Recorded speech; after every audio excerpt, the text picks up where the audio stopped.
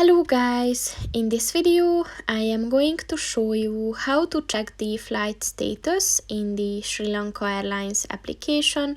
But first I just want to mention, don't forget to subscribe to my channel, because at 10,000 subscribers I am going to show you my whole YouTube revenue statistics and growth strategy, as well as how to make money online.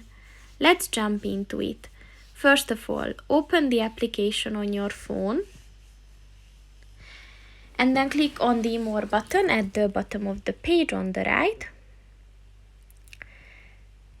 And then click on the Flight Status button.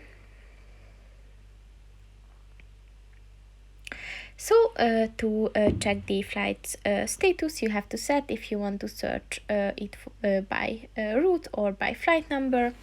If you chose the flight number option, then you have to type your flight number, and you have to set the date of the flight as well.